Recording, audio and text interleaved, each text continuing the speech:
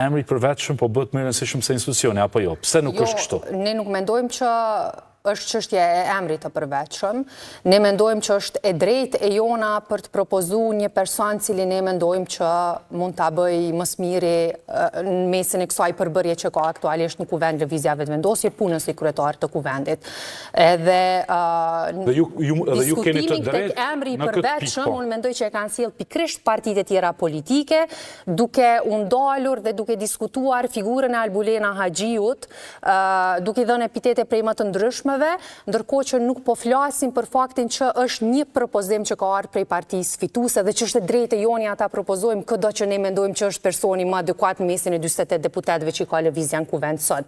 Dhe nuk mendoj që ne kemi sjellë diskutimin tek çështja e emrit të përvetshëm, ne po duam të votohet kryetari i kuvendit të Kosovës në mënyrë që të ecim sinqerisht përpara me procedurat e tjera. Por është imperativ këtu kompromisi kur flasim tek numrat, se dakord mund diskutojmë gjëra gjatë. Është drejtë e juja, në këtë pjesë bilen nuk është se po e konteston edhe opozita të drejtën e propozimit, se ju atë keni përmes. Megjithatë nuk po pajtohen me kandidati dhe mandej ka parti opozitare që na kanë dhënë edhe emra, do të thonë ata na tregojnë kush janë personat i durë që duhet me udhëheq me kuvendin e Kosovës. Mirë, tash pyetja logjike që bëhet në këtë rast është, mirë, provuat një herë, dy herë, tri herë, natyrisht jeni parti politike, keni qëllimet e juaja, doni të shtyni politikat para me njerëz caktuar.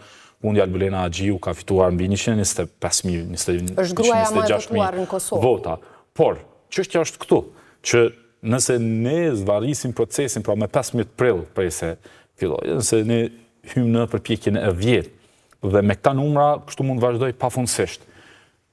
Emri i përvetshëm po bëhet arsye e bllokadës, zonja Kryziu. Ju tani mund të bëni lojë fajsimesh, por është emri i përvetshëm, base mund të lëviznet në mënyrë që të krijohet formohen institucionet. Po, sinqerisht, unë nuk besoj që edhe po të lëviznim, ne do ta kishim votën e partive të tjera opozitare, sepse nëse po tash shiko, nëse ata gjejnë një arsye për të mos votuar njërën prej grave më të votuar, gruan më të votuar në Republikën e Kosovës, një grua që ka qenë në politikë për një kohë të gjatë tashmë, besoj që arsye të tilla do të mund gjenin edhe tek një kandidat tjetër cilin potencialisht mund ta nxjerrte lëvizja vetëvendosje. Dhe mandej mendoj që krijohet një praktikë jo e mirë në kuvend nëse të drejtën ekskluzive të partisë fituese fillojnë me komentu partitë të tjera politike duke thënë që na pëlqen, s'na pëlqen ose mendojnë që është përçarës apo. Po, nëse më lejoni, sepse për hir të qartësime, këto janë supozime sepse fundja fundit vetë kryetari i PDK-s tha që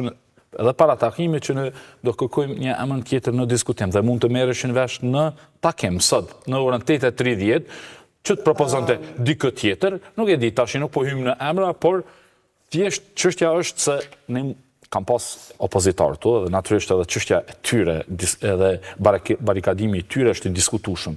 Por çështja është se a keni ju përgjegjësi më shumë? Ju jeni partia më e madhe, ju keni 42% të votave të qytetarëve. Pra votbesimi ndaj jush është më i madh dhe gjithmonë kur je më i madh, nëse kalojmë në terma patriarkal kështu, ke më shumë përgjegjësi se sa pjesëtarët e tjerë. Prandaj edhe kemi të drejtën me propozu na kryetarin e kuvendit. Dhe unë mendoj që përtej kësaj edhe e kemi bërë të pamundurën që të ecim përpara tutje, qoftë duke ftuar sot një takim që ndodhi në mëngjes, po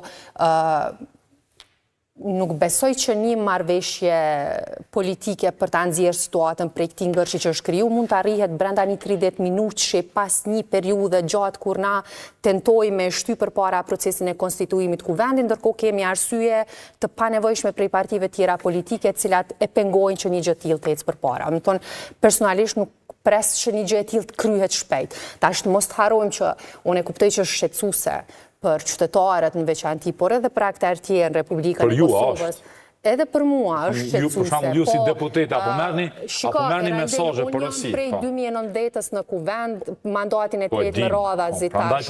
Dhe nuk është që jam mësuar me situata të tilla dhe e di që jo let arrihet të dilet për një situatet të tillë kur krijohet në kuvend. Dhe pak a shumë e kuptoj pse ndodhin dhe e kuptoj që edhe mund të zgjasin edhe më shumë se kaq dhe duket që është normale sepse e kështu funksionon politika. Pra ju po shihni normale nëse po ju kuptoj drejt? Veç po du me përmend, domethënë e ke Holandën që kanë pas një periudhë goxha gjatë mujore pa institucione për shkak të ngërçeve që i kanë pas politike brenda për brenda kuvendit. Njëjtë ka qenë edhe Brukseli, Belgjika, pikërisht.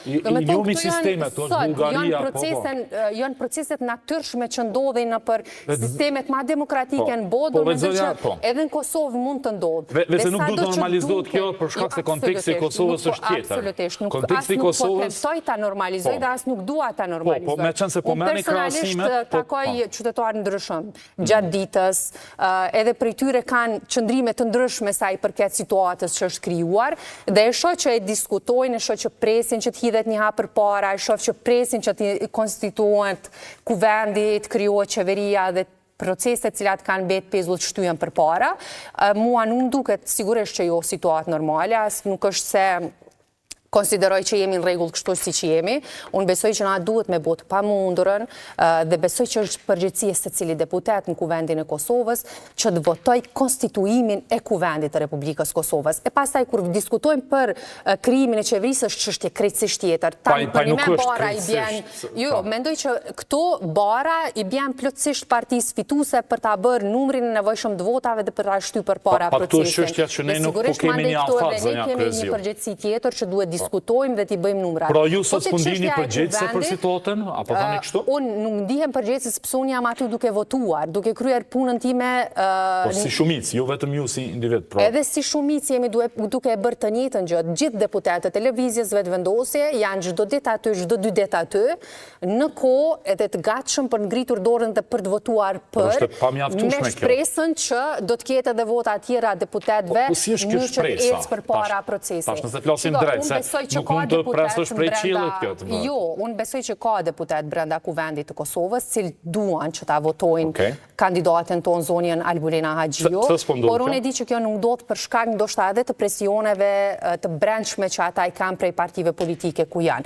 Dhe unë mendoj që pikërisht çështja pse sot nuk u shty përpara dhe nuk u prit mirë prej partive opozitare votimi i fshet, ishte tek kjo sepse unë besoj që ekziston frika që ndonjëri prej deputetëve në për këto subjekte politike edhe mund të shkojë dhe të hedhë votën pro dhe të zhbllokoj situatën, por të njëjtën kohë i prish plane që partitë politike të opozitës i kanë sot. Dhe unë mendoj që ndoshta kjo edhe mund të ishte ndodhur. Nuk e di çfarë plane kanë ata. Unë po supozoj që kanë një plan që po e mbajnë bllokum kuvendin. Kundërtën po të mos kishin pasur ndonjë plan, nuk do ta kishin mbajtur ose nëse po e mbajnë kështu të bllokuar pa ndonjë plan. Cili është plani juaj si shumicë kështu? Pra është plani edhe tjetër, pra opozita mund t'ju thoshte këtu direkt, që e cili është plani juaj, pra ju ta mbani kështu të bllokuar, edhe për sa kohë? Ne nuk jemi duke mbajtur të bllokuar.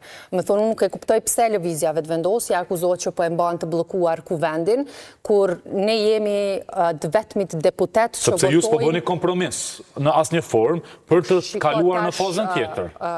Eraldin, për qenë sinqert, kryetarin e Partisë Demokratike, unë e ndëgjova duke thënë që duhet ta diskutojmë çështjen e kryetarit të kuvendit, por tek çështja nën kryetarëve është e rregulluar me kushtetutë, s'kemi çka flasim. Këto të dyjat janë të rregulluara me kushtetutë dhe dihet qartë asgjë se si duhet të veprohet tek të dyja rastet. Tek i pari e propozon partia fituese dhe ecët përpara. Nuk ka pse ti e diskuton emrin dhe gjen kompromis.